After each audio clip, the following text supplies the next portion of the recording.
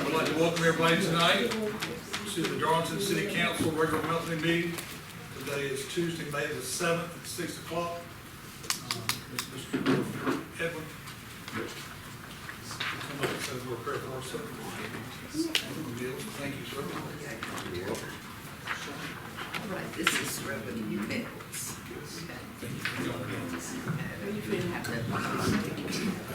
Good evening, everybody. Good. Let us bow our heads in prayer. Heavenly Father, we just humbly come before your throne today, Lord. Thanking you, first of all, for this time, this gathering, Lord God, this meeting. We acknowledge you today as the supreme authority, Lord, for you have preeminence over all authority. And it is written in your holy word that everyone be subject, Lord God, to the governing authorities, for there is no authority except of you. Hallelujah. Granted with your permission and sanction. And every authority that exists, Lord God, you have set in place. Yes. And with this understanding, Lord, we subject ourselves to these this governing body, Lord God, that's subjected unto you even now. And Father, we ask that your wisdom be exercised in this place. For you said in your word that if any man lacketh wisdom, let him ask of you, that give it to all men liberally and upbraideth not, and it shall be given unto him.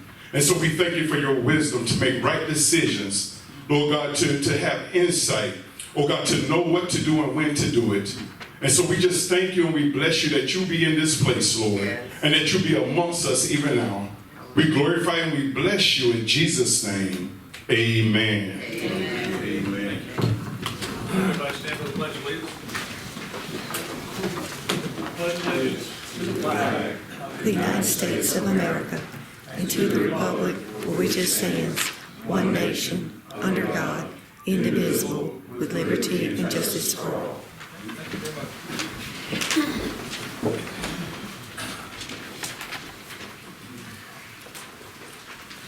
We'll start with the citizens wishing to speak. Next, right, if you'll keep it to 5 minutes, we greatly appreciate it.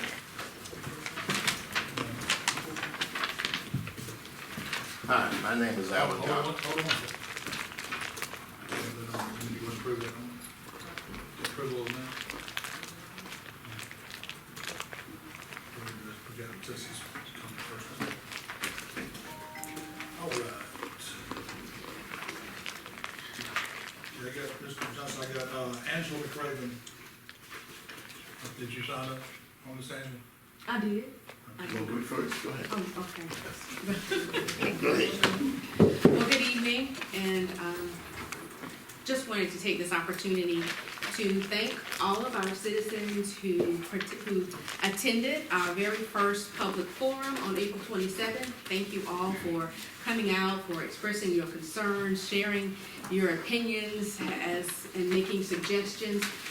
I truly want to thank each of you for that. This is the beginning of our opening, and being transparent to everyone. It's we are all a small governing body, and we need you to let us know what you are concerned about and make certain that the work that we are doing is actually work that concerns you. So I appreciate everyone who came out. Know that I heard you.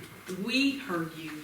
We acknowledge the fact, acknowledge those feelings and those concerns that you have for your particular areas. And know that the mayor and this council, we are going to be working towards all of those concerns and fixing those things. Some of them did not happen overnight. There are issues that have been ongoing for decades. So there's not necessarily a quick fix, but it's something that will be dedicated in making certain that we work towards fixing all of them. So I just want to say that I appreciate that. And if you see things that are needed in your community, or you're driving around and you see something that needs to be addressed, let us know. We aren't on every street corner and can't see everything. You are our eyes and our ears, so give us a call.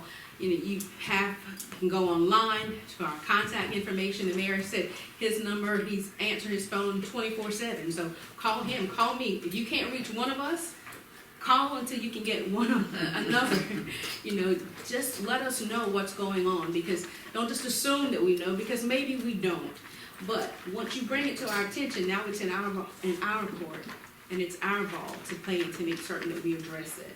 So I just ask for you to continue to inform us about what's going on and give us an opportunity to make any corrections that need to be made. We are a governing body that works for you. We are here for you. You don't work for us, we work for you. That's why you elected us. So we want to make certain, though, that we need you not just on election day, we need you to stay involved. Just by your being here at the council meetings, you're being involved, but stay involved, let us know, and communicate with us. So we're not, keep our lines of communication open. We want to make certain that we are being as transparent as possible and correcting things as much as possible and as soon as possible in our efforts to continue to govern our city in the manner in which you've elected us to do so. So thank you to each of you. Thank you, Mr. Johnson. Mr. Johnson? Yeah, thank you for having that meeting with McRavin. I didn't go because I didn't want to take it with the whole meeting. I've already been here to express my thoughts. Now, I have one question before I get started. I have a drainage problem on my street, and they came and put some dirt down there. Does the drainage problem have anything to do with the sewer problem? I have a drainage problem in front of my house and across the street. The state came and put some dirt down there. They said I had a drainage problem.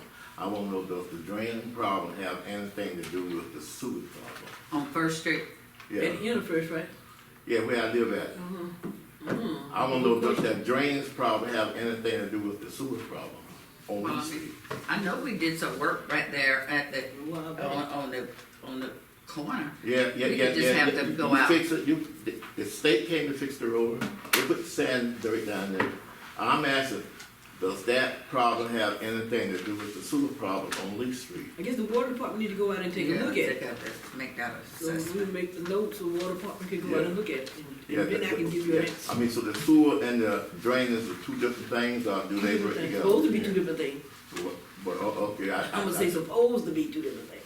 yeah, I just want to know, does that drainage problem on First Street have anything to do with my sewer problem on Lee Street? On Lee Street? On Lee Yeah. No, First Street has nothing to do with Lee Street. Okay, No, thank no, you. no. I just want to know that. Okay, I'm here today is to tell you what happened a couple of weeks ago. Mr. Mayor told me to come to the office. I spoke with him, Sheila, and Charles. You know what they told me? That they wasn't gonna give me a dime, and if I come to speak today, they was not gonna let me speak. If I tried to talk, they was gonna escort me out. I don't know if that's a policy. And I wanna make it clear, what did Sheila mean? It was Sheila Coles. Well, Sheila didn't say too much. Right, Charles but it and wasn't me the that mayor did. did all the talking. It wasn't me that meant it. You know, I felt kind of But no, that's intimidated. not a policy. back there. All right, It wasn't me. Mr. Johnson, this is comment, okay? Council, this is comment. Mr. Johnson, as I told you the other day, if you want to come in and cause disturbance, yes, I will ask you to leave. What okay? disturbance I called? I'm just telling you, okay? Wait a minute, why would you say that? Has I ever called disturbance Mr. from here? Johnson, I Then why would you finalized say everything. that? You got comments, go ahead and give us your time. Okay. You say that if I called, what made you think I called disturbance man? Everybody here knows me, I'm not a man ready for law here. Mr. Johnson, I think you're talking about some problem you had. Yeah. And you had a power of attorney. Yeah, Gave you authority on behalf of a relative. yeah. I don't think that power of attorney gives you the authority you think it does. I would suggest that you talk with an attorney to see Okay. how much That's what I told him. authority you have under that. I'm not practicing law, but when I skimmed it a month Okay. or so ago, I had some question. Okay. And that's what I told you to do, to contact them. Okay, so I will get legal advice on that, I promise, I'll go to I court. think that's the first thing you need to do Okay, before thank the you, sir. city can recognize what it needs to do. Okay, but you know, I've been here before, I haven't heard anything from the city. Well, I'm just trying I know. to steer you where you might get some answers that the city's not in a position really to give to you. Okay, but I still wanna know why was the mayor called me in a meeting with him and Sheila and Charles, and almost threatened me, I'll have you, the one out the courtroom, you can't Don't put speak, those you words can't out do in anything. public that way, sir. What? Okay? You can go and be dismissed, okay? It's, Because you're not gonna come up in line in front of the public that way. You were asked to meet. You didn't tell asked to me. meet. Mr. Johnson, you asked to meet with us, and I told you, there's nothing the city can do. We've discussed it. If you'd like to take it any further, take it to a lawyer. But Other were than that, you that's all we can supposed to do. tell me I can't come up here, you was gonna not call my name, you was gonna have me thrown out? Did you Mr. tell me Johnson, that? obviously you're here and Yeah. you are speaking. Oh, okay, but he told me that now. Well, I am sorry you and he had a disagreement. Yeah, okay, you can't come there and we ain't gonna give you a dime like I need a dime. Nobody said that. We have freedom of speech in this country. Yeah, but he told me I couldn't come to court, I couldn't come here. He wasn't gonna call my name and he was gonna have me escorted out. Mr. Johnson, It's time now. we're not gonna conduct ourselves, listen, we are not gonna conduct ourselves in here this way. I don't have a lot of authority, but I do have authority in this room. If you wanna talk out of place, you can walk out. And if you don't wanna walk out, that one young lady right back there, the chief right there will walk you out. You will not. I have 36 more times at least to be in this courtroom, okay, in this room. Do not talk out of turn. We're on public voice. You make the city of Darlington look like an idiot. I am sick of it. Okay? You come up and talk. That goes for council also. You make the Okay. city look like an idiot, cause you kept interrupting this man. Telling me I can't come I'm here. just telling the and have truth, me be a honest, dime. you kept interrupting him. Could we have the next citizen that was interested in speaking? I'll have you ask for it. So you wanna call somebody an idiot, start at home. That's right. Mr. Johnson, one more time, you're out. Same with Mrs. Let's leave that alone. Anybody else in council? Anybody else in the courtroom wants to talk, you can be escorted. Final warning. I don't hear anything else. Mr. Johnson, Mr. Davis, will you please escort Mr. Johnson? What did I say? He You didn't say just anything. laughed, and I asked you to be quiet. But Please, that's please why. leave. What did I say? You tell me to please the room out. What did I say? That's ridiculous. Did I say Please leave the anything? room. Everybody should be. No, we have got, But did I say No, no, anything? y'all, y'all, it's illegal. We everyone, all should leave. You're wrong. we all have got to figure out, We should thank This you. is I still didn't the say a United word. States You of told me America, that. and I will not sit in a public meeting in a city where I pay taxes. We have freedom of Mr. Davis. speech. That man was not, so no, I will not be a part of this meeting. I will not, and nobody else should And be. nobody else should be. Really. I'm not gonna put up. If you can't act like an adult, please don't. Okay? Mayor, I think your comments are, that's enough from council and mayor. All right. You think he a dictator? Okay. William Jackson. I don't know if I can follow that. He will not. Nobody else should be. Never stay in that meeting and wasn't dictated to himself. I'm gonna pass it down, I appreciate it. I hope I can get it out in 5 minutes, I do believe I can. I've got some extra if anybody wants them.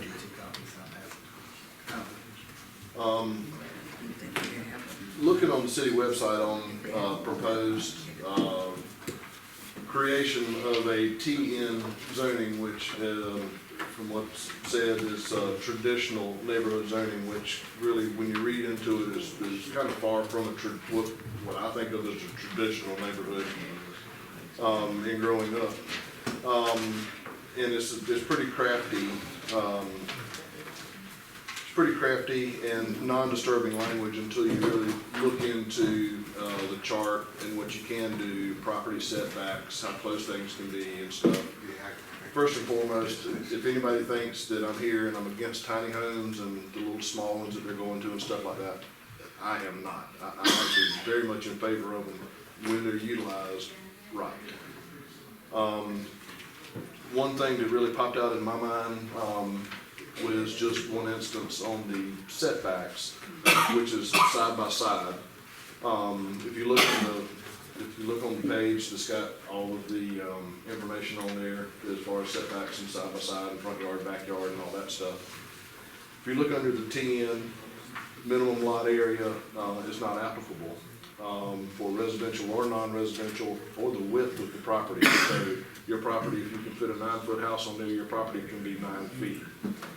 If you look at the side setback, which is 5 feet, you would think property line 5 feet, this property line 5 feet to the next house. However, if you build this house out of proper materials, i.e. 1 hour fire ready, it's 0 setback. They can be a half an inch apart.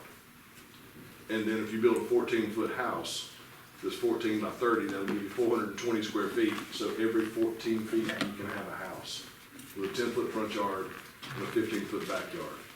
That's a little scary to me. My next door neighbor's house is one of the nicer homes in town as far as historic districts. It's a large house, it's a 1 acre lot. Lord forbid if that house burns down.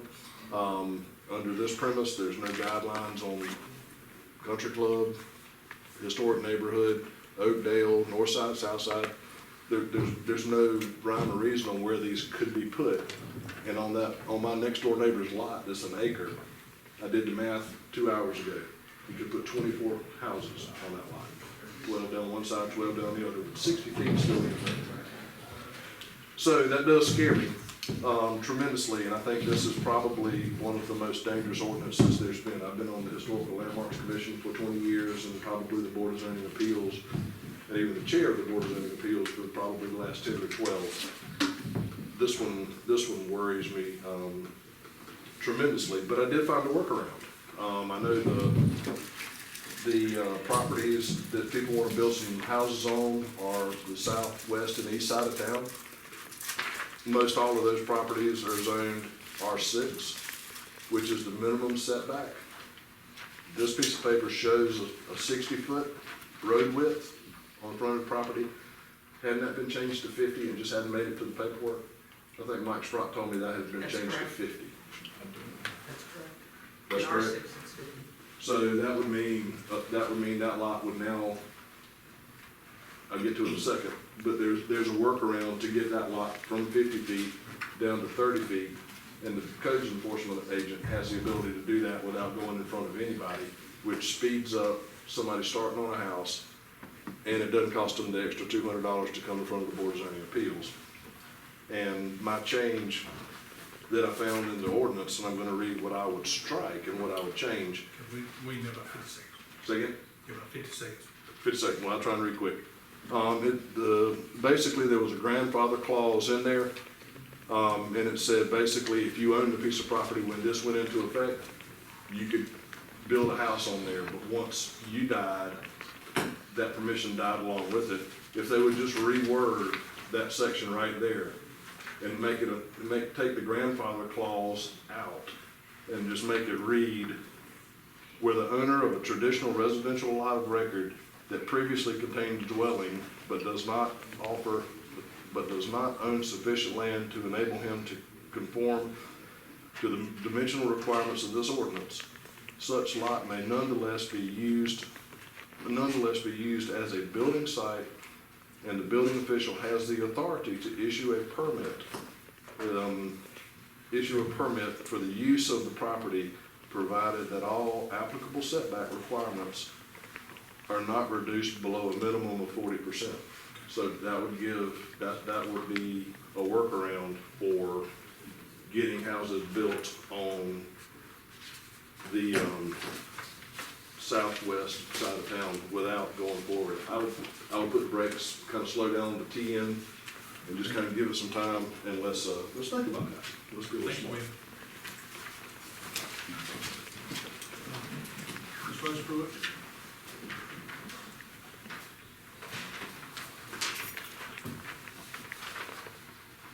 Hi, I'm Rose Pruitt. Y'all have seen me complain about all kind of things before.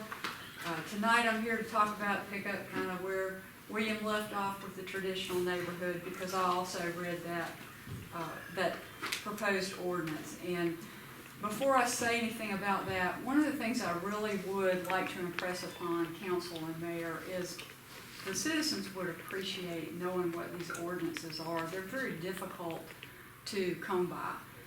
It's not a transparent process, and you know, if you're gonna read an ordinance, get up and read it.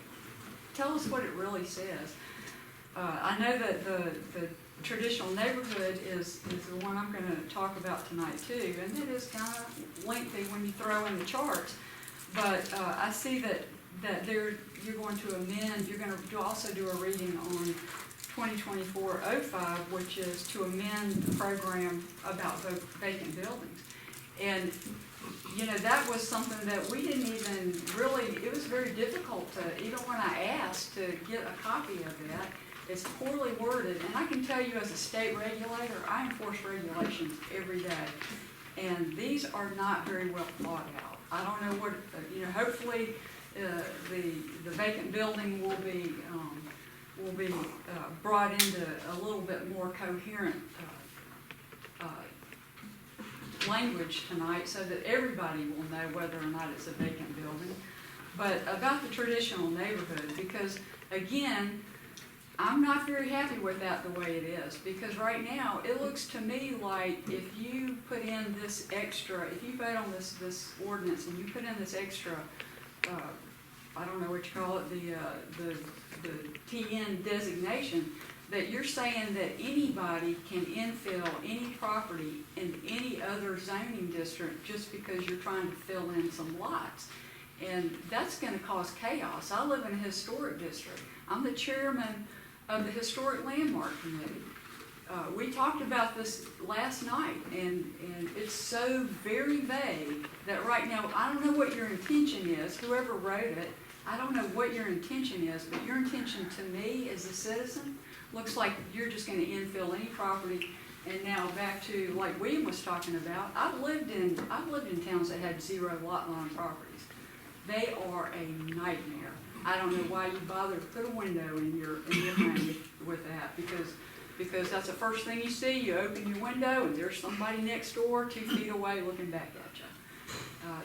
Besides the fire and safety issues that, like William mentioned, their privacy, and I don't want to wake up with somebody building a multifamily apartment in the lot next door to me.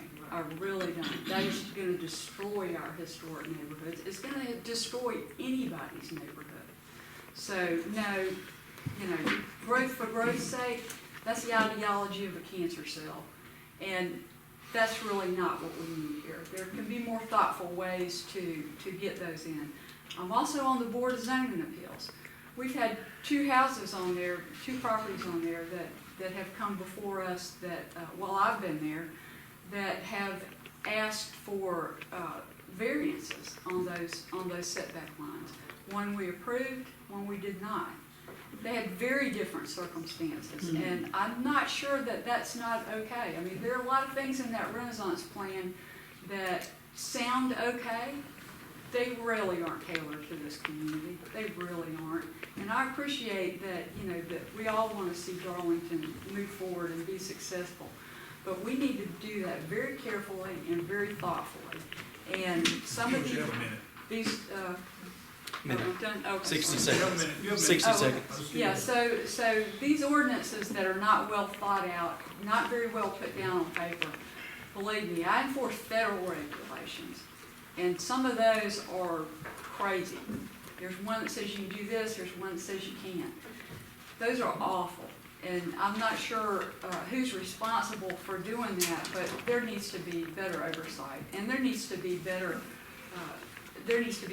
visibility for the citizens to figure out what you guys are doing up there. You know, we hope that it's what we want, but an ordinance that never gets read out loud or made available to the public is not transparency. But thank you. Thank you, Ms. Brooks. Yeah, Don Blakey.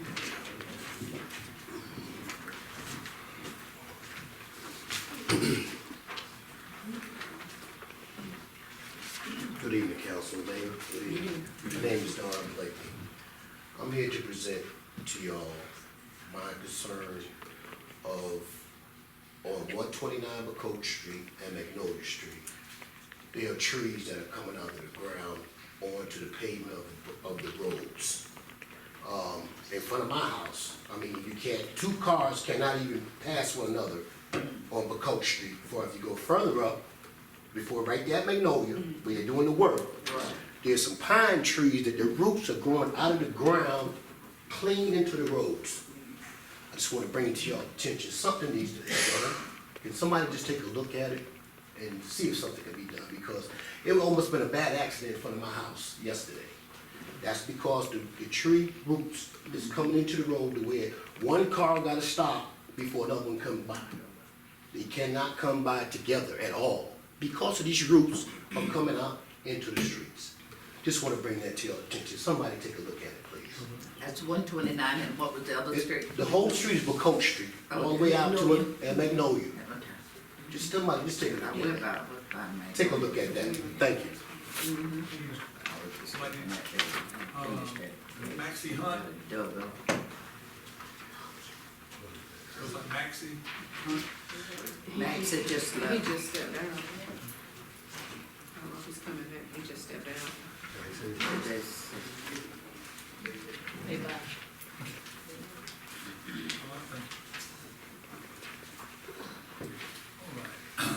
Do I have approval of minutes for the April 9th, 2024 regular city council meeting? I'll motion to approve April 9th, 2024 regular city council meeting minutes. Second. Mr. Seegers, Ms. McRavin, Ms. Backus, Mr. Seegers, aye, the motion is carried, thank you. Do I have approval of minutes for April the 16th, 2024 for the special council meeting? I'll make a motion that we approve the special council meeting of April 16th, 2024. I'll second. Okay, Mr. Seegers, Millie, Ms. McRavin, Ms. Backus, Mr. Seegers. I'd like to make a correction on that, on page 7, when it asked how long I had been there pro tem, and after came back, Councilman Miller instead, just like 2 years back. Correction. Guess the minutes were wrong on how long the mayor pro tem. And do we have a motion to approve the amended agenda for April 16th, 2024 special council meeting? Motion to approve the amended agenda. I'll motion to approve the April 16th, 2024 special council meeting minutes as amended. Second. Mr. Seegers, Millie, Ms. McRavin, Ms. Backus, Mr. Seegers. Okay, motion is carried, thank you. All right, first reading of ordinance, okay, ordinance 2024-04, an ordinance creating a traditional neighborhood district labeled as TN as a primary zoning district in the city's zoning ordinance. So that the public knows, and someone brought up, Ms. Rose, I brought up, we'll go through this tonight. Is just presented to us. It doesn't, when it's presented to us as a first reading, anything presented as a first reading doesn't mean that council approves it or agrees on it. All the council might not agree on it, all the council may agree on it. But at any time, if there's any clarification, all these ordinances, a lot of times are hard to read, and you know, make sure that everybody understands what's being asked of that ordinance. Do we have any discussion on this? Yeah. I think, Mayor and Council, in view of our citizens' comments, I truly think that we shouldn't do anything. This should go back to the drawing board. And then also it came to my attention that our department head for coding that is over this was not involved with this, with the drafting. And I think that definitely needs to be cleared up, and let's do it properly. That's probably why we're having these kind of, I just don't think we need to do anything at all, so let's just, I hope, council, that's my feeling about it, that we should at least let's go back to the drawing board and get the proper people involved, so that we can get something that is favorable to council as well as our citizens. So you want to table? Yeah, So I'll second the motion to table. is that what we need to do? I make a motion that we table the reading of ordinance 2024-04. Second. Second. Just in the way of discussion, I'd like to table it as well.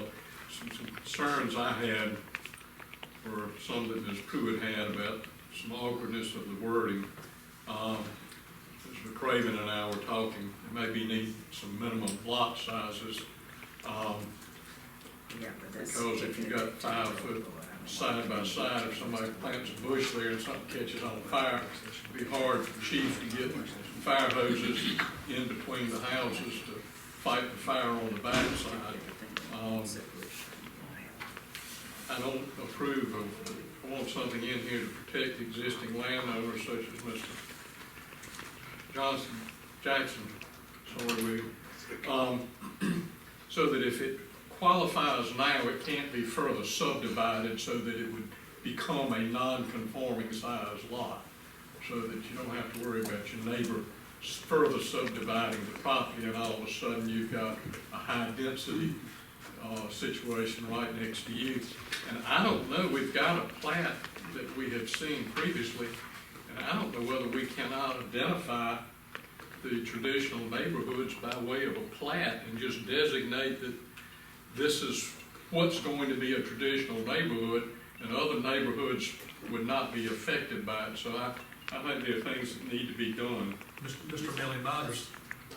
That's why I said go back to the drawing board. We all have those kind of concerns. Mr. Millie, my understanding with that was that, because we were thinking it was a traditional neighborhood too, but it's my understanding, and it's not really even a traditional neighborhood, that it can be sporadic throughout town. And so, And I think a lot of questions, I think all of us have a lot of questions and concerns about it, so. And I think the original intent was to make those properties that were non-viable, viable, but not change the nature of existing neighborhoods. And that's not what this does. And that, we got some risk as to whether that does that. But even so with that, you still gotta look at it, some of the places that we thought it would be fine to put it as, are all the other houses that way, or is it better to do it as a neighborhood, that the whole neighborhood's that way, so if you move into that neighborhood, then you know that when you open your window, there's gonna be somebody 3 feet away from you, and you're fine with that. But, so again, I agree with the rest of the council. I think it needs to be tabled and discussed more, and. Mr. Mayor, I know it's not a citizen. Yes, hold on, I don't want anybody to talk us. As the chair of the Board of Zoning Appeal, I just wanted an addition. All right, so everybody fine, table it, or any more questions, discussion? You want to discuss it at work, current work session we got coming up? We can discuss it there. Do we want to table it, figure out, let the administration look at it a little more, and then they bring it back at a later date? Say that again? We can We got a discuss it either special meeting in 7 days, and Mary Morgan's gonna be absent, at a workshop type meeting, I think, until Thursday of this week, so I don't know if we get things done there that quick. Okay. I just want to make sure the right person, our department head, who we pay to do this kind of stuff. So I guess we have a vote on the, Call for the question. call for the vote. Okay, we have We have a first and a second already. Okay, who gave the first?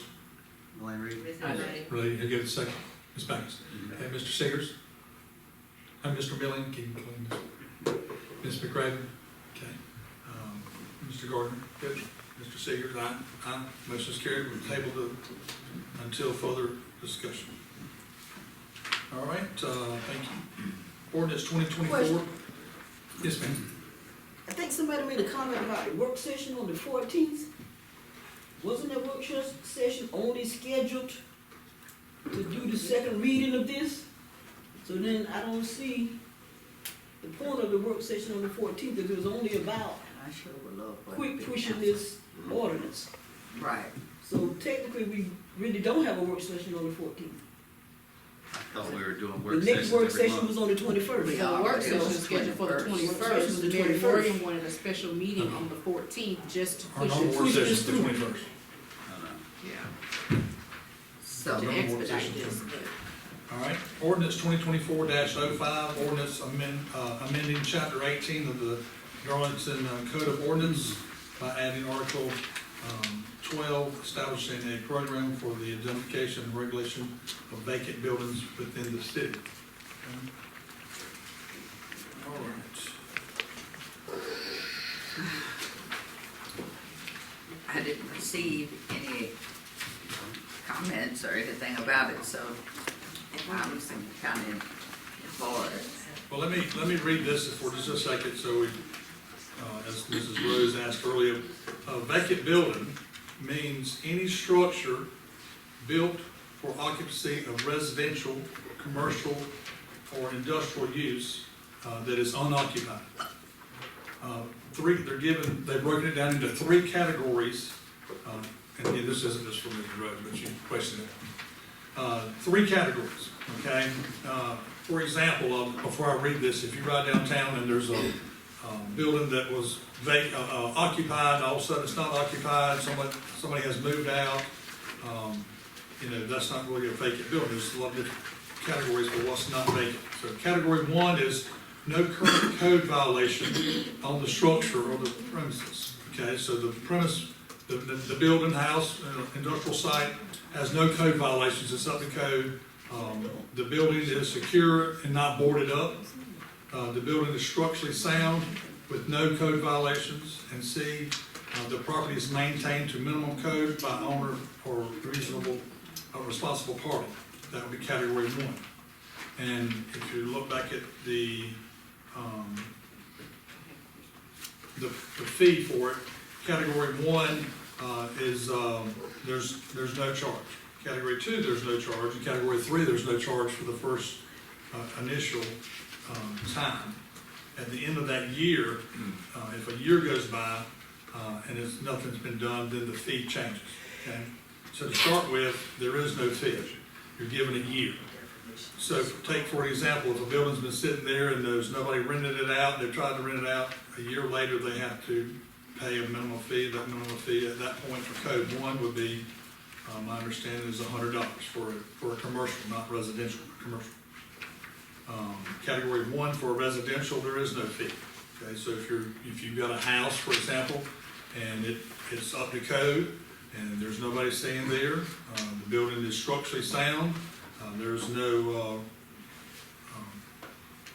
minimum code responsibilities, no issues there, you're not charged a fee for that. Okay, and Mrs. Jones can correct me if I'm wrong, is that correct? That's correct. And anytime I say something wrong, just let me know. Okay. I'll go back there. All right, category two.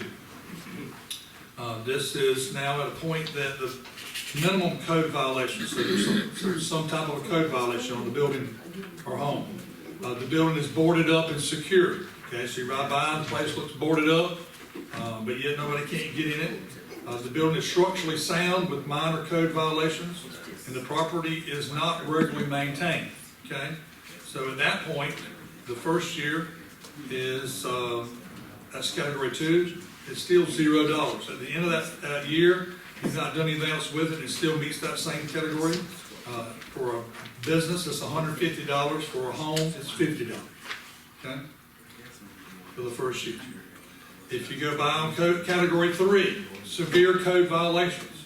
The building is boarded up or needs to be boarded. Structurally deficiencies are evident. History of criminal activity at the address. Structure is unfit for occupancy. The property is not maintained. That falls into category three. They'll get a letter a year later.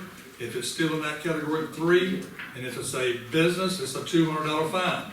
If it's a home, it's a $100 fine, or fee is what they're calling it, that you have to pay. And then it goes up after that. Second year, third year, and each edition. Okay, and fees are listed out there for that. So there are three categories where the codes clearly should have a clean cut line to draw and say you fell into this category 1, 2, or 3. So, any additional questions or comments from yes, Mr. McRavin? In order to gain some clarity, I have a few questions. Is there any way our codes enforcement officer can address a few of our concerns if she's available? Because this one you were involved in, right? Yes, ma'am. Okay. I'm involved in the amended version. In the amended version, Yes. okay. So I Thank noticed you. when it talks about demolition being required, on page 3, number 4, if the building has remained vacant for a period of 365 consecutive days. So I guess what I'm trying to determine is this date going to be from a new date, since this was previously done back in like 2022, 21 or whatever? Are you going to be counting these days from when they originally had filed and said that it is a vacant building, and it's been vacant now still for 3 years, we're sitting looking at 3 years? Are we gonna now say it's been vacant for more than 365, and, I don't think we legally. or what are we, or is this, they're gonna start over with a new date? So it depends where they are in the process. If the property's already been condemned, which means I've gone out there, because there are several properties that we have that I go out there, and there's one on Lee Street, roof's falling in, in the next 30 days, that house is gonna come down. So while it's vacant, it's already condemned, so it's already in the process, so it's not gonna start being as an amendment. We're not starting the process over if they're already through the process. Okay. It's already been condemned, it's already on it's already on the demolition list, it's already being scheduled. Like if it's anywhere in that condemnation letter has been sent, then we're not starting over with that. It will remain how it is, because they've already been properly noticed in order for us to move forward with that. So the people who actually filed for a vacant, saying their building was vacant when you originally did this, what year was that again? 2021. 2021, so we're in 2024, and they presented a plan to say, okay, got on that list, so they didn't have to pay a fine, so it could be held, but they still have not fixed these buildings, especially these commercial buildings. What is this gonna do for that? Well, this is the first reading, so if we want to add language in there respective to people that have already been noticed, that were already a part of the vacant property registration plan, that fit into a category 2 or a category 3, which seems, that's the most derelict of the properties. And then we can certainly add some kind of clause in there to speak about that. Because as it's written, yes, it would start over. It was, okay, maybe given an additional year. So then with the annual, on E, it says an annual compliance inspection fee is required on all non-exempt vacant buildings. And the fee shall be paid at the time of registration. So is this $50 fee? Because in order for you to say it's an exemption, you actually have to do an inspection to know whether it's being kept. So are they paying this fee this first year? Is that gonna be required for them to do the inspection? I mean, the inspection fee, because you aren't gonna know where the property lies if you don't do an inspection. They have to do, the inspection fee is required, because that's how we categorize. For the first year, because it reads as though they're not required, that's why I'm asking, because he was reading as. Everybody's gonna have to pay every year $50 for inspection, so that they can get categorized. Because if I go the first year, and, they're doing everything right, and then the second year I go, and they have, because, ooh la la, I didn't have to pay anything, so now I'm not gonna do anything, and I go back, and now, something's happened, and they're not maintaining it, or I have to send out violation letters, or now there's criminal activity, or, all these different things. Every year is gonna be something that, we're gonna have the vacant property registration list, that we go out, whatever hasn't been occupied, and we're gonna do this every year, over again. Okay. And at the end of that, at the bottom of the page, if the property is abandoned or the owner or responsible party fails to complete the registration process, the property will be administratively registered as a vacant property. So are they going to be fined, and if so, what means? Not the first year, the first year they won't. The second year, they will, if you look down at the penalties, so they'll be administratively put on the registration list. Whatever year that they're in, they'll be sent an invoice to pay, a bill to pay their registration fee. And if they don't pay it, then it goes on to their taxes. But the $50 inspection fee, that they would have had to pay. I'm not gonna charge, I can't charge an inspection fee that I haven't completed an inspection. Okay, so if the property has not, if they fail to register the property, in order for you to know that it's vacant, you're gonna have to at least go to the building or something. Oh, yeah, I mean, I'll go to the building, I can, you know, I can look at Yeah. utilities and find out whether or not, you know, utilities are on. Okay. You know, we go by, it's not maintained, you know, you can tell whether or not the property is vacant. And then we send registered letters to the property owners of the property, so. So what I'm asking, when you send them that registered letter, are you gonna say you owe me a $50 inspection fee, or, I'm just trying to get clarity? Yeah, well, so, whenever, like the first time this rolled out, I created pamphlets, this is what we're doing, this is what you're responsible for, a letter went with it, the pamphlet went with it, it went out. So everyone who we believed had a vacant property would know what the vacant property registration program was and what their responsibilities as an owner is. And, you know, it had the fee schedule in there, it had all of that. And so, once this gets worked through and gets approved, then I'll go change all of the pamphlets, and then we will, start it over. Start it over in that, I have to think about that a minute, that thought just left me, but yes, we will have to go through and send vacant property registration notices out. And if there's a law change in this, we can't retroactively do it, it'll be from this day forward once it's passed. So I don't see how we could retroactively find someone or No, associate. not necessarily. What I was asking is, when we are putting these in and you say year 1, 2, and 3, there are some people on that list who actually, especially people on commercial properties, who said, back in 2021, my building's vacant, submitted a plan, said they were fixing it, but the building's still vacant, it hasn't been fixed. They haven't been fined for their non-compliance, so what I'm inquiring is, are they gonna get to start over? We're talking 3 years later, they didn't bother to do anything. Are we gonna give them another extension on that? That's the. Right, well, I think in fairness, I think, you know, to be equitable in it, because there was so much controversy with the vacant property registration that we couldn't enforce it in the way that it was written. It wouldn't be fair to go back and say, now, since we didn't have our stuff together, now we're gonna go back and charge you, since it's been vacant for 3 years, $3,000. So they have we to- would have to start over. Okay, so they have to re-register, and they'll get they'll be entitled to another year as they were previously. Okay, and for clarity, vacant buildings are not gonna be required to have utilities. They're not required to have utilities. Those are my questions. Yes, thank you. So this Article 12 that you're asking us to, the exclusion, if I'm reading this right, and correct me if I'm wrong, so what you're saying, what it's saying is that the city is gonna be exempt, the city's properties will be exempt from this vacant ordinance? So if we don't fix the city properties, it's okay? That was that was a clause.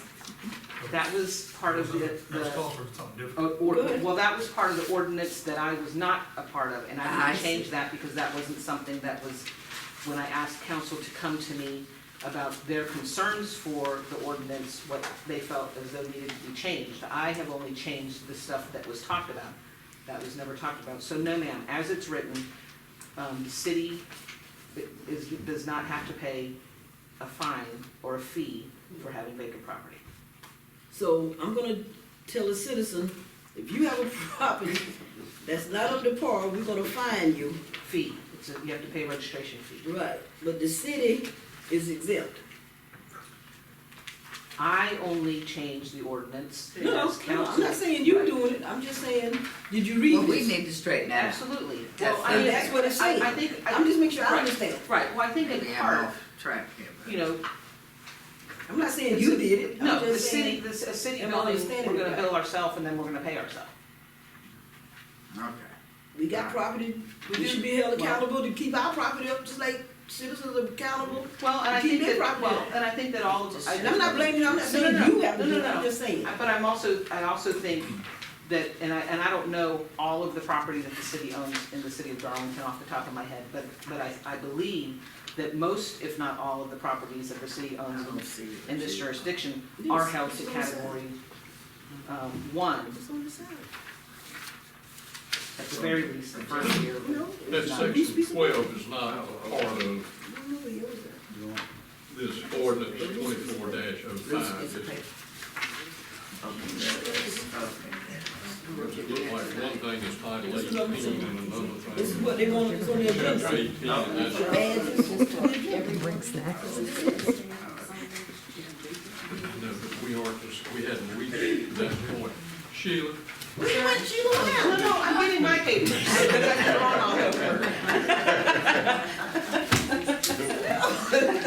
I'm out of here. I'm going, I had enough, I'm out of here. Oh, okay. So, yeah, so, and actually that section 12.5, is that 12.5, that's not a part of this specific ordinance. I have one question about this ordinance, though. That's a city ordinance. A vacant building means any structure built for occupancy of residential, commercial, or industrial use that is unoccupied. Have we ever had, or do we need to have unoccupied for a period of 30 days? Because, I mean, you can go on vacation for a week, if you're lucky, for 2 weeks, and your home may be unoccupied. Right, so we can add that language in there. But usually, if, you know, like apartments, or, you know, we have a lot of rental property, someone moves out, you know, they make it ready for the next occupant, and someone moves in, or there's a sign that says for rent. And so, you know, that's part of, you know, if I drove by and saw it, you know, and sent a letter and said, hey, we think you have a vacant property, you know, that would be part of their plan of, you know, I'm re-renting it, whatever, you know, and on top of that, the program that I've been writing for the codes department so that we can keep track of what's going on with our buildings, that's one of the things that we do track now. We track, you know, when there's tenants and owners and different things. So, you know, we'll be, you know, if I come back and say, hey, Nita, send a letter to this one, you know, she could say, hey, that's a rental property. So then we, you know, we can give it a couple of days or, you know, a month or whatever and see what's going on. But to the point that I go out there and the lot's overgrown, and, you know, and then we send a letter, and then, you know, and we have these ongoing problems, then it is a vacant property.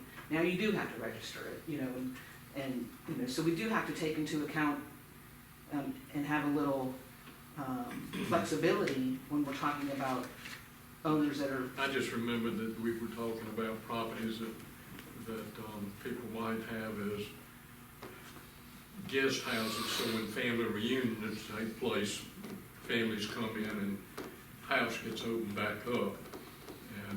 And that's one of those things too, that if you look at category 1, if you have and that's for specific to residential. So category 1 specific to residential, that the property is being maintained, there are no code violations, there's not any criminal activity, there's not any, you know, it's a maintained property, it never has to pay a vacant property fee. Does it have to register? Not really. If you're not paying a fee, I don't think you have to register. Not at the onset. Well, we would have, let's think about that between now and the second reading. It would have to register, yes. It would have to register. So if you own rental property, for instance, and you're in the process of something happens and tenant moves out 6 months because you just haven't had time maybe to do some inside repairs, clean or whatever, that person, because it's been 6 months, they would need to register it as a vacant property. Sure. But you're not gonna run out, and just because they've been going out for a month or 2 months and they're trying to clean up from behind the other person coming in, you're not gonna run out and go, hey, you know, you need to go ahead and register. Well, and it goes back to, yes, you're right, it needs to be registered. But on top of that, it's a category 1. It never has to pay the fee. It just has to be acknowledged that it's vacant. But I'm asking that question too because I think that's something that we would actually, I mean, we really have to push and let citizens know that, hey, you're responsible for registering this, even though your intention is to re-rent the property, that, you know, it's not, so it's vacant now, and you need to let us know about it. So I was just trying to get that out there. In this, in and out rental property, do we have a set time that if they're vacant for what? So that's what Mr. Milling was asking? Yes, and so do we have that? I didn't hear that response. It's not written in there now, but we certainly can. Okay. So right now, because there is no time, we okay. I mean, I'm just thinking about mine. I mean, but you know, Right, where's, so, I have family members in and out, but I might not. right, so why don't we just do it 45 days? Because we're changing change of ownership. It used to say 15 days, a new owner had to register vacant property within 15 days, and I think that, that's a little quick. So we changed it to 45 days. That would give, usually rental property gets turned and made ready within, you know, they wanna get it turned, I was in property management, so we wanna get it quick. So I think 45 days would be plenty enough time, anything over 45 days, then they need to register it. So we can change that language. Let me ask this, I mean, the ultimate goal behind this is really category 2 and category 3. Category 1 is really just aggravation of your time, to a certain point, I mean, if a person has a house that's for rent, and somebody's in and out, they're always gonna be in and out, here and there, because they're renting the house. That's just more paperwork, and if the house still looks good, if you ride by and it looks, it's under, there's no code violations, they don't have to pay a fee, they really shouldn't even have to bother to register, in my opinion. Well, and in part, I agree with that, but at the same time, our category 3s were category 1s at one time. So if we don't keep it monitored, then, you know, one day it'll be in category 3, if we can prevent it from happening. But that's up to council. If council wants to not do it, you know, that's what we're here for, first reading. What changes do you know, would you like to make, or, you know, what would you guys like to do? You know, the fees were a big thing, and we changed those. So if My someone, opinion is that if it's a category 1, I wouldn't even bother them, you might get classified and put a note down, and then, for yourself, and then you can say, well, I noticed in January, it was boarded up, not boarded up, everything looked good, and then all of a sudden it's becoming, you know, 2, then you go ahead and go after them at that. Well, the problem with that, Mayor, is that in order to categorize it, I have to inspect it. And in order for me to inspect it, they have to register it and pay the inspection fee. Because I won't know whether or not there's, I can tell from the exterior whether or not there's code violations, but I can't tell from the interior unless the inspection is completed, so. so how would you handle this? How is this gonna be handled with companies or individuals who buy property from out of town? How they gonna know they need to register? So, that's a good question. So right now, as of last year, I started a new policy within the department that NITA, every month, goes on Q Public and pulls all of the properties that have sold in our jurisdiction and sends them a welcome to the neighborhood letter. These are the things that are important, this is your council, these are important phone numbers, and she sends this to every property that is sold, it's sent to the new owners. So once this ordinance gets passed and we know that it's a vacant property, that pamphlet will be included in that mailing. Good job. That's good. That's awesome. That's a good idea. Thank you for the information. That's why you got my name. Okay. All right. Great man. Thank you. I still don't like this idea that the city don't have to take care of the property. Well, for clarification, I think the city only has 2 buildings, the one on Exchange Street and the Carnegie Library that are vacant. And as she said, I think they're in code category 1, and council needs to get pushing hard to make sure that those are taken care of. The one on Exchange Street will be discussed tonight. So we're in the process of trying to do something with both of those. All right.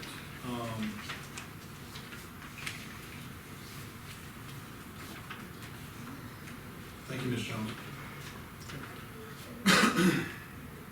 All right, for Part C, under council action, consideration of re-advertising the sale of the property on 151.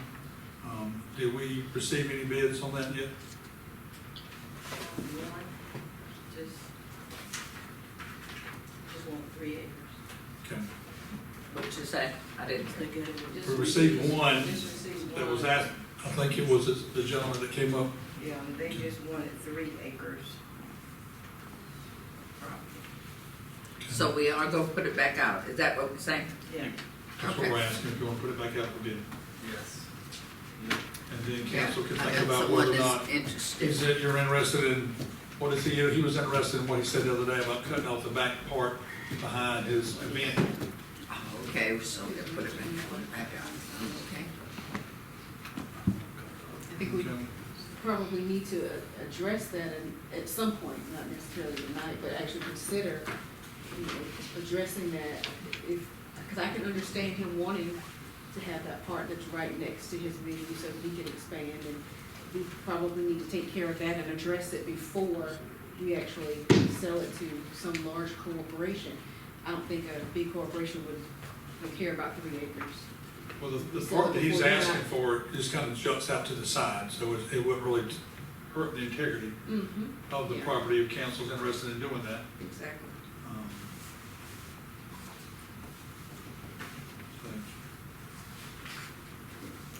Well, We, at some point, need to discuss and consider.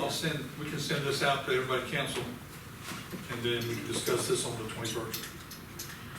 yeah. Okay? I've been approached by persons interested in buying the whole piece. What they want to do with it, I don't know. So is council fine with putting it back out for bid? Yes. Yes, does that need to be in a motion or something? I'll make a motion that we, re-advertise the property for sale on Highway 151. Second. Mr. Millie? I'm in favor. I think what we need to do is consider where we go advertise it. If we go limit it to the local area, or whether we want to advertise in Columbia, Charleston, Charlotte, just in case there might be some builders or somebody who's interested in creating a residential subdivision or something. The property's right across from the schools. If we could get it annexed, it would be beneficial to the city. So I'm in favor of re-advertising, but I think we need to expand the area in which we're advertising. Yeah, we can, but, we can, I'm just saying, the people that approach me are definitely out of state, so they done heard about it some kind of way. Whatever advertising we did. We're to make sure it's advertised in more places also. Where did you advertise it before? So, you can expand it all you want. Well, we'll make sure it's advertised that further too. Ms. Backus? South Carolina Commerce Department has economic development section, and we'll bring it to their attention as well. South Carolina Commerce, they have their economic division. All right, Ms. Backus? Okay, Mr. Gardner? Mr. Seegers? Okay, motion's carried. And, the new people at the new president and all at the track, I spoke with them the other day, they didn't know anything about getting annexed in. They're excited about trying to see if they can help us also, so that's, was a good meeting the other day. All right, D, consideration of advertising Exchange Street properties for sale. The property that we purchased across from the Y on Exchange Street. I've had someone ask about it that's, strongly interested. I don't have a clue what they're interested in giving a bid for it. And then other people have asked about it. I understand from Mary Morgan. Is anyone interested in? Is council interested in putting that up for a bid also?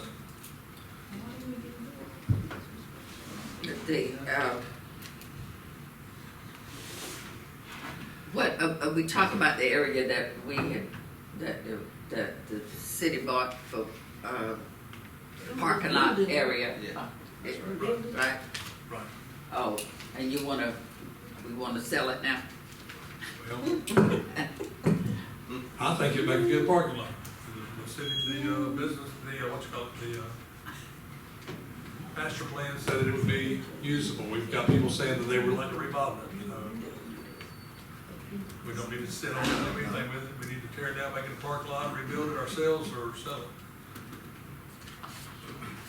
I would think if somebody has got a proposal, they can bring it to council and we can consider what proposal they may have as a part of, I don't know that I want to sell it willy-nilly, but if somebody comes and they want to redevelop it, turn it into a useful piece of property, we enhance our tax values, sure. we would, Can we would can definitely legally- Mr. need Miller, to can know. we legally sell it that way if one person comes up, or do we have, that was my question, do we have to put it up for bid? And if we put it up for bid, do we just ask for what you just asked for, or do we ask for proposals of what they want to do with it? They don't have. I don't know how to phrase that, but we would need, I mean, just to put it out there. When you put it up for Somebody- bid, you put it up I for mean, bid, they you don't have come to with a accept very it, but lucrative. Yeah, I'm fine putting it out for bid. If we got one person who's interested, I would want to put it out to bid to open it up to the whole public. Maybe there's somebody else who just didn't know to ask. So if we're interested in potentially selling it to one party, then I would definitely want to put it out to bid. But I don't want to be in 30 days we get one bid and that's the one we're going to go with. I want to keep it open until we find something that we're comfortable with as a council. Will be my interest. Yes, Mr. McRavin. Being the newest person, enlighten me a bit. Is there a reason why we don't just then get a real estate agent to to sell this for us? Say it again. Is there a reason why then we That- don't just get a real estate agent to sell this for us? Well, And then we don't have to bid it out, worry about that, we can sort of, if I remember our discussion, the reason that we even thought about purchasing it was to be a part of the plan of developing downtown. I mean, and now just to put it back out there, just to what, get monies? No, ma'am. We're not doing We don't want to things. sell it just to get money. If you, listen to what Ms. Backus said earlier, that we don't want to have property just sitting there empty and we're not doing anything with it. What's the plan? We send it to the master plan. The master plan suggested that we renovate it or sell it. The city has the option, sit on it, and look, do what we're asking everybody else not to do, is sit on the property like we've sat on, like the city has sat on, the Carnegie Library for 37 years. We need to do something with that.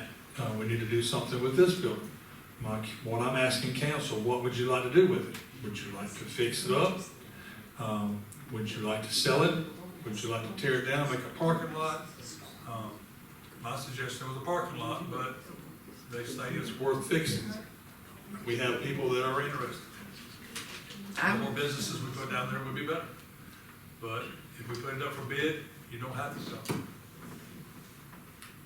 I'd say put it up for bids, reserving the right to reject any and all bids. Mr. Milling, I don't know what's wrong with my mic, it don't work now. Mr. Milling, to answer Ms. McRaven's question, I have the same thing.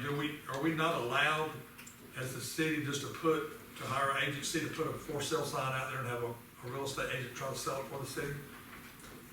Are we allowed to do that, or do we have to put it up for bid?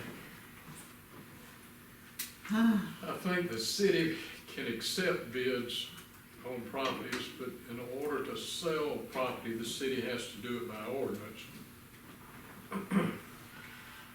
So we can,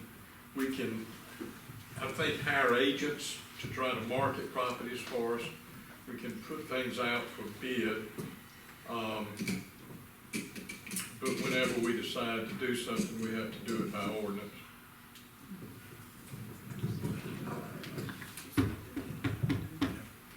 But again, once we put it up for bid, it doesn't have to be, you don't have to accept the bid.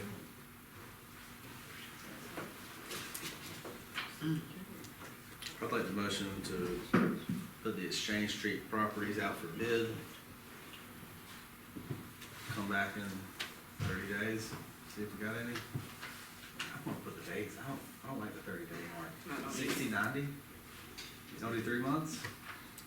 You don't have to put a date on it, you still can look at it in 30 days. and see Well, what's we on can't, it. if we open the bid, then We need to have if that some number is time. public, and then the next person come in and, low bid on it.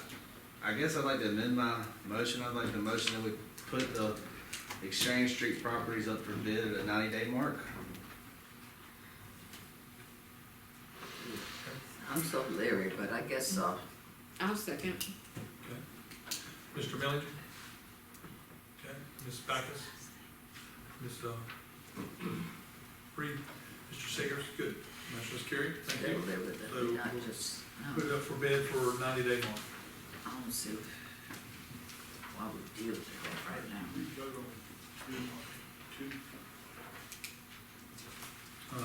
No, we did not vote on it. We B2, do we need to vote to table that, or was that? We didn't make a decision on anything.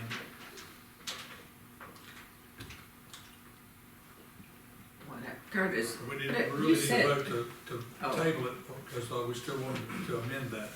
We're not ready to vote on that, so I guess on first reading ordinance, B2, we need to table that, vote to table. B2, oh, yeah.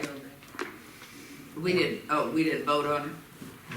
Right. And we still got discussion on that, so that's the first reading, so we really need to just vote Okay, to so that's table. tabled as well. I wanted to, you mentioned, when we were talking about this, the property on 151, what were you saying about the, raceway? The track president and, the other employees out there were not, enlightened on anything about what had gone on between the city and NASCAR. In 2020. When I discussed everything with them, gave them all the details about what we were trying to do and what could be done with the property, how it would help the city of Darlington, they were excited about trying to see if they could help further up. Of course, it's not their responsibility or privilege to make that ruling, but they were in favor, highly in favor, to assist us in moving on with that. Okay, I just kind of, I'll say that to him by itself. Okay, I just, Okay, do I have a, motion to table, first reading ordinance B, 2, ordinance 2024-05? We don't have to table these things, we can just take them for information. They can take our suggestions and There's bring a it first back reading, so to I us. don't know. Yeah, I mean, there's no reason to table it. You table it, you gotta vote on bringing it back on the agenda. So, I say we just take it for information, she understands what our objections are and interests, and then bring it back to us. all right, All right? second, if that's a Let's motion, see. it is not necessary, E. all right, E, Let's move on. consideration of, information. directing legal to draft an amendment to Article 12, legal status provision, section 12.5, okay? All right. The purpose of that, Mary Morgan gave us this part here, is in discussion of the sign ordinance. Instead of doing a variance, which is what we suggested to start with, they're saying we better to create an ordinance, allowing the city to do the sign. The county voted yesterday to assist us with the sign, the digital sign on the square. And so we're in the process of trying to make sure that everything is fine by adopting this ordinance, which is section 12-5 exclusions.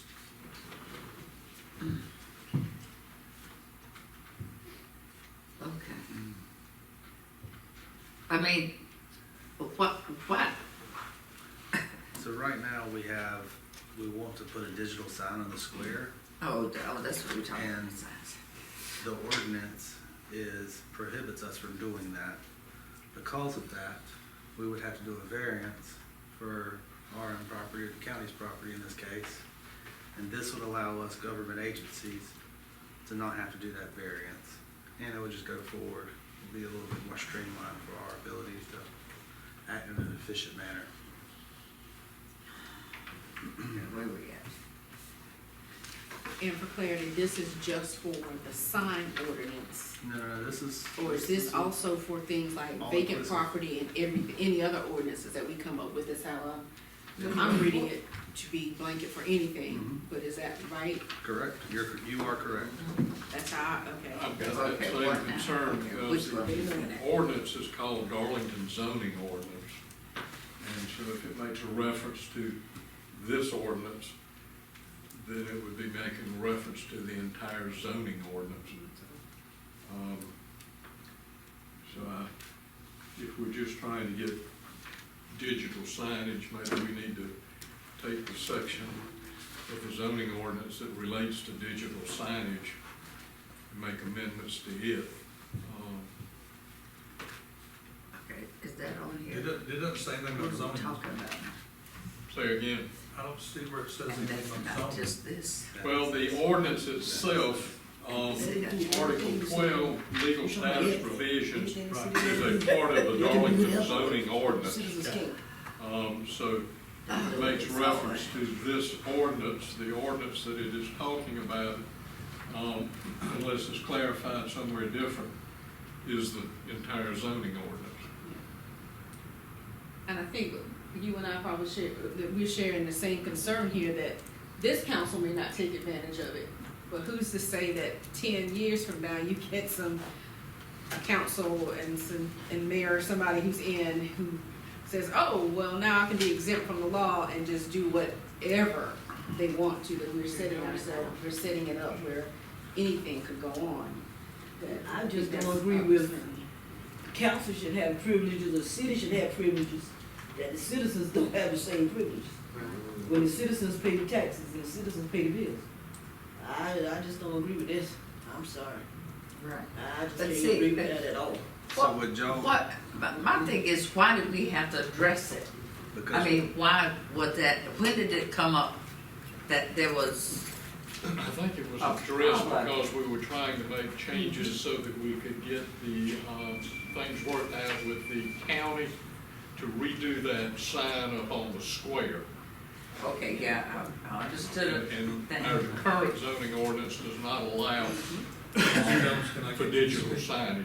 Sir? Can I get you to speak? She said she's unaware of this. I want to understand. Let me clarify, so, I wanna because again, we went to Mrs. Jones and asked for variance. That's my understanding. You guys asked to put a sign Not in that we Port said we thought Commercial, we need a variance. digital sign, and I told you Mayor guys. Morgan's trying to say that we need to change, I'm not, Ms. Morgan's not here, so I'm trying to, I don't want to speak out of turn, but my understanding is Ms. Morgan is trying to say that instead of doing a variance is not the correct way to do it, that we should create this ordinance to do it. But I see that what you're saying also, that this ordinance kind of opens up the can of worms that we're allowed to do, that the Pat New Council may be allowed to do whatever. We're just asking for a variance, and that's what we thought we should be able to do. We just want to make sure we do it the right way, so that we can put the sign on the square for the public comments. Did you write it? No, ma'am. My memory So my is, problem is, all these ordinances are coming to us that don't include codes enforcement. Why is she not included in all these ordinances? This don't make sense to me. Mary Morgan has nothing to do with codes enforcement. That's not her job. She needs to try to stay in her lane. Sure. Ms. Jones, Sir, are we allowed to just do a variance according to your understanding? according to my understanding, you are allowed to do a variance. Can we- So our zoning ordinance says that if the building official makes a decision that's a citizen or anybody wants to do something that goes against what our zoning ordinance is, and I tell them no, then their recourse by the ordinance is to go in front of the BZA so that they can hear what their position is and what my position is. Their position is they want to do it, and my position is the law says no. And the BZA has their form that they go through and make a decision whether or not they're gonna give a variance or whatever, add stipulations. We've had digital signs that were allowed that had stipulations to it. We've had, stuff that was not allowed, we've had stuff that was allowed, so, and then whatever decision that the BZA makes is the decision that we go with. it was my understanding from her discussion that the better way to handle this was through an ordinance, rather than, making a determination, putting William and others in a spot as to whether or not all the proper considerations had been made on a variance issue, to create an ordinance. And I think she had an attorney, out of Columbia, Mr. Scott, who worked with her on this, but I've still got some questions about its wording, even though I understand where she was coming from, that there might be a cleaner way to do it. Sure. And this. Well, and there are times when something comes before the BZA, and we find when it comes before the BZA that an ordinance would be better, which is why we changed R6 from 60 feet to 50 feet, because we found that we had an enormous amount of lots that were 50 feet. And so we did go through the proper channels to change that ordinance to 50 feet. It wasn't until after that we found, 10 or 15 properties that were less than 50 feet, that are 37, 38.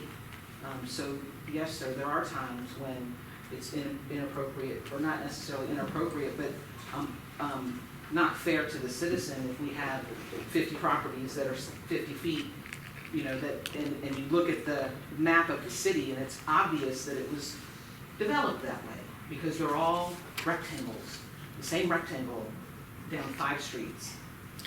And so, when we found that, that's when, we looked at it and we said we need to make a change to our ordinance so that it's fair, because it is $300 every time a citizen comes in front of the BZA. And it wouldn't be fair to ask 50 citizens or 60 citizens or 70 citizens to pay $300 for something that was intentionally developed that way, which is why we did change the ordinance. And I have no problem with the ordinance being changed. My problem is, I think when they meet and discuss to do this, that the code enforcement should be included in the conversation. So whatever we change or agree to do or not agree to do, that luckily Sheila, who has my great name, will be involved in the conversation.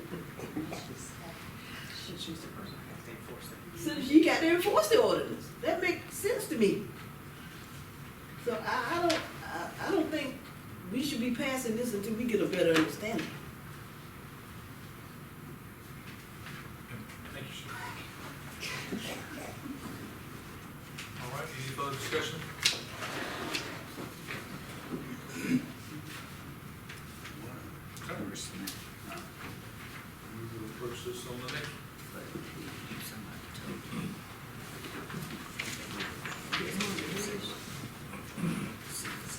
All right, for council information, department reports, some department heads are gonna come up and give us reports.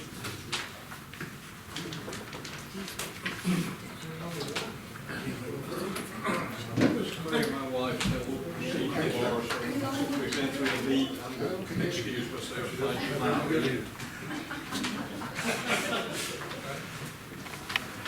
Chief Kelly. Let me ask you, I'm sliding out. Caleb's got a little procedure tomorrow, and I'm just going to be able to. Yeah, I can pick it up. Go through all that usually. hallelujah. How are we doing, ladies? Hello. Council, doing okay? I'm just gonna give you a quick update, we're just doing brief reports. We are coming up on budget sessions, right now, I'm on budget, I'm doing great. Working with Mr. Taylor on getting the new budget prepared, bring it back to you for final reading. I do have one open spot still, trying to find someone to come to work for me. A little tricky nowadays, because the fire service right now, everybody's competing back and forth, so we do have one open spot, we're actively trying to find.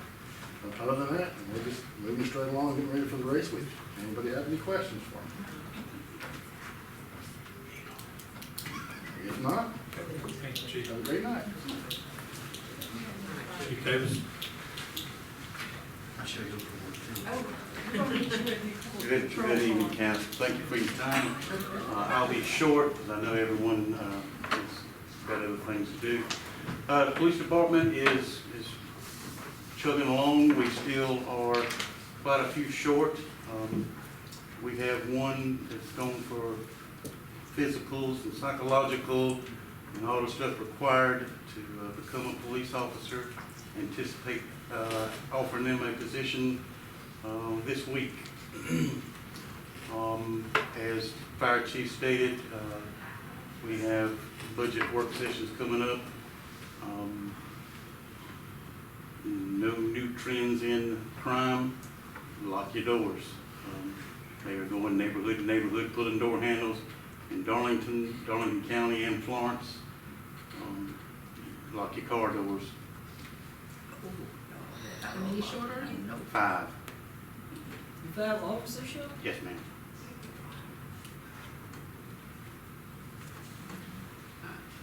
any luck on getting funds back from the previous officers that left? Have you been able to recoup any of those funds? We have requested those funds. I have not looked into whether we have received them.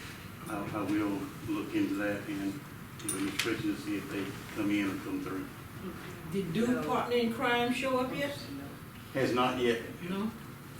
He is in country. He should be in country. Have your new vehicle, everything's okay? Yes, Last ma'am. time it was a request for a new vehicle's okay? Yes, ma'am. And didn't cost any more than you anticipated? VEI charges a little bit more than we anticipated, but those things happen. And Everything's increasing. okay, and the dog, I guess that's what you were Yeah, referring to. Duke partner in Big, crime. the dog, no increases on that. That's rolling along. They received, the guys worked hard at applying for a grant and received the 100% of that, 7,500. Great. And I remember correctly, you said that you had donations, because the newspaper had something on yours. Where you had donations that would take care of The rest of it, yes, that, ma'am. correct? And I believe it is completely covered already. Okay. Working on foundation for kennel has been poured, getting the fence put up around the pad for the new officer. Okay, Thank you. thank you. Y'all have a good evening. Sheila? Again? Popular lady tonight. Good evening, council.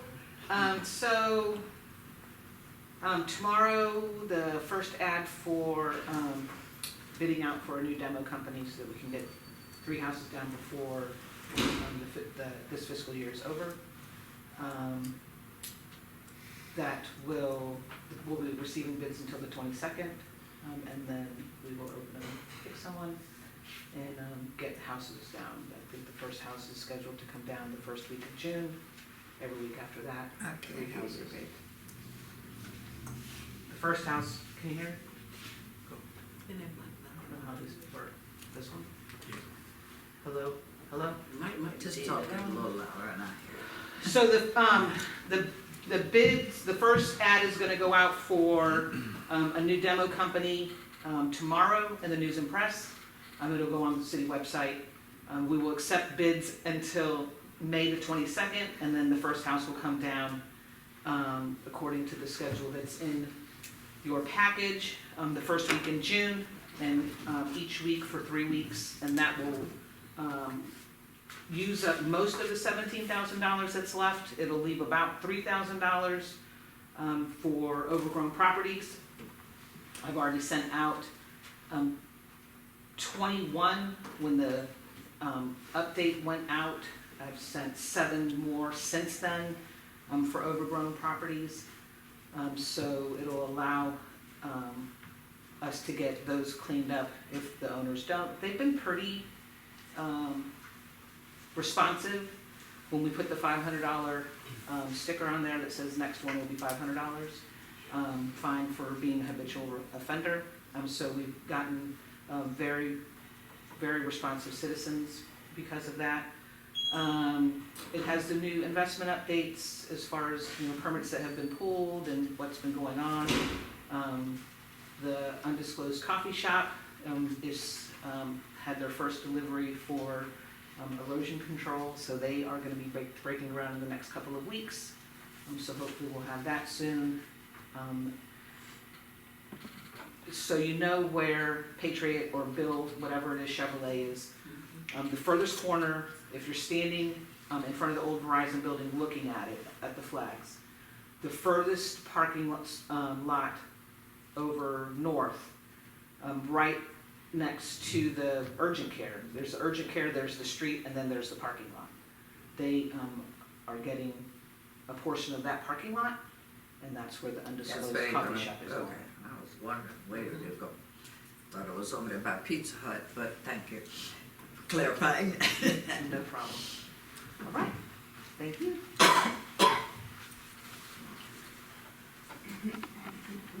right, Lucas.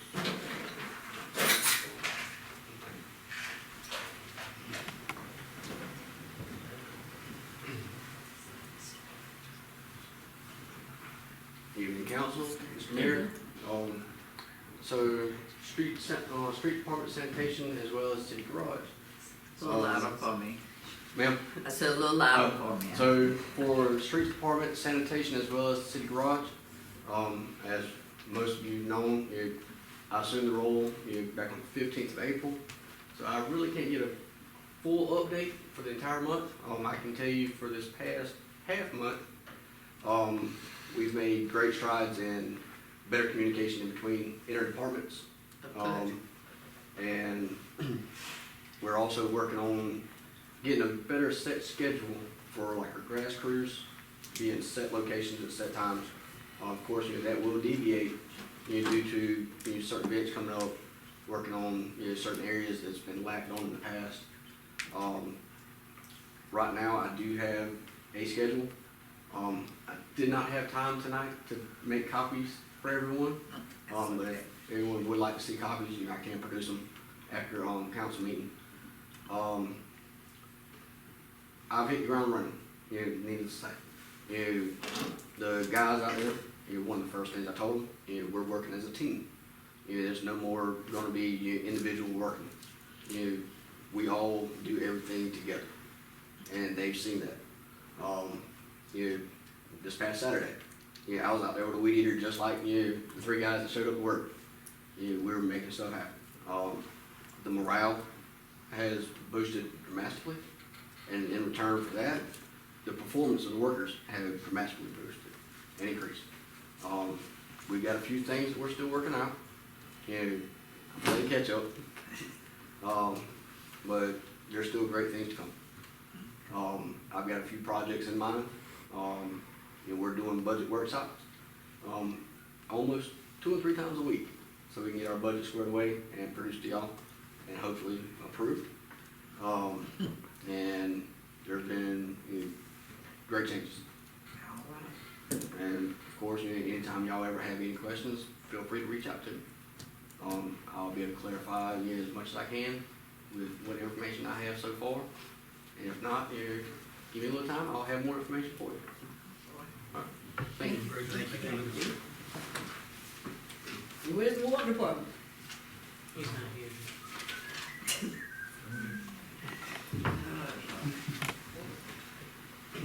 We truly need an update on that.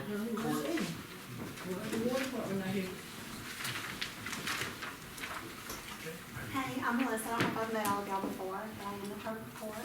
I've never done this, so I don't know what I'm even supposed to tell y'all. But I think my budget's gonna be close to the same as it was last year, but I got some stuff to work on to provide that to y'all. This is what now? I didn't understand. Clerk report. Oh, okay. Yes, ma'am. Oh, I've okay. never had to speak at this before, so I didn't really sure.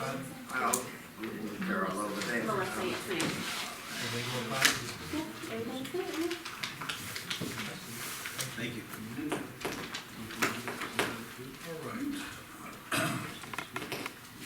All right.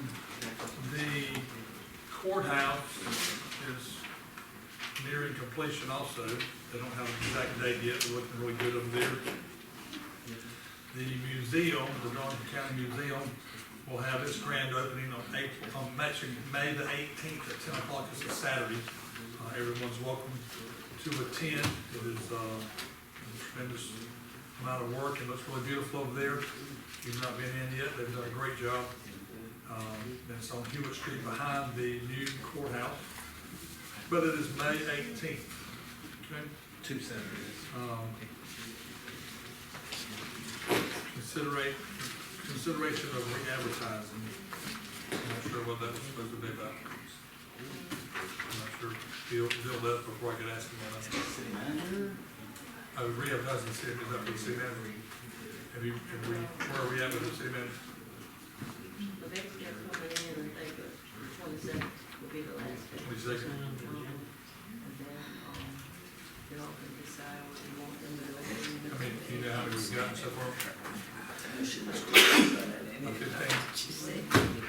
Will we also be getting something that, from the municipal association? Do they send us the equipment, or will they just, you end up sending the 15, whatever you get to the municipal association? Tell me to do it the way we did it before, I would send the file to them and then they would pick out how many you all want.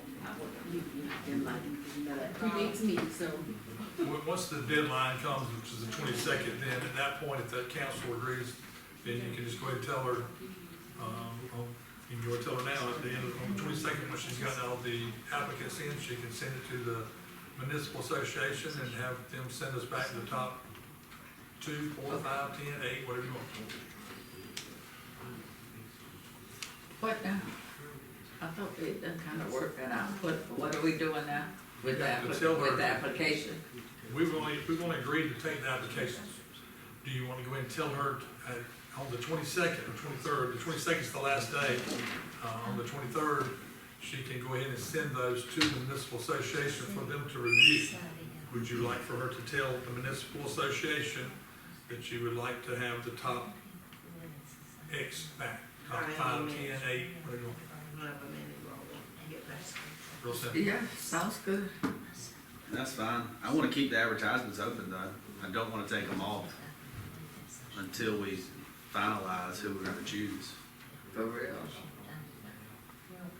Oh, I get what you're saying. You're saying even on the 22nd, The advertisement stays the up. advertisement needs to stay. We just take those that we have, let the municipal association read out the top, what, 10, 5, 10, and because if we Well, let's really like do those more than people, 5, we'll 10. still have options, what you're saying. Yes, Yeah. ma'am. That's what, okay. I can. Well, she's saying she's got 15 right now. Do you want to give her a number, or do you want her just to tell the municipal association to weed out the ones that they think are not qualified? I think just leave it to the municipality association. We don't even need to give them a Send number. everybody back that they think is qualified. There, yeah. Well, just weed out those that are not qualified, that don't meet it. That's what I'm saying, so just ask, don't send a number back, just say, you know, Let's not put a number somebody's on not it. qualified, then they can just go and weed those out. I'd like us to consider new mics. I'm tired of having to speak into them so that the public who's not here can hear us. Cause I can't, I'm not hearing that. They make really high quality mics these days that you can speak right now and everybody can hear us. I think that's the professional man back there that. I can't hear nothing Who's you're that? saying there right now, Gloria. Mr. Abbott, I think he's the one that. That's who we bring our He complaints can hook to. everything up, he's a professional when it comes to mics and stuff. So if y'all don't mind, I may talk to Mr. Abbott about bringing some options back to us, and then we'll discuss those. All right, as a reminder, Tuesday, May the 14th, we're not gonna do that meeting, correct? Right, thank you. We'll have a meeting Tuesday, May the 21st, with council budget workshop and whatever else we need to be added to that. If you will, remember the city of Bennettsville is going through a lot. They just had a dam broke to break and caused a lot of flooding over there. Remember those people in your prayers. That was 2016 for them. Big expense and a mess for everybody over there. All right, do I have a motion to adjourn? So moved. Second. All in favor? Thank you.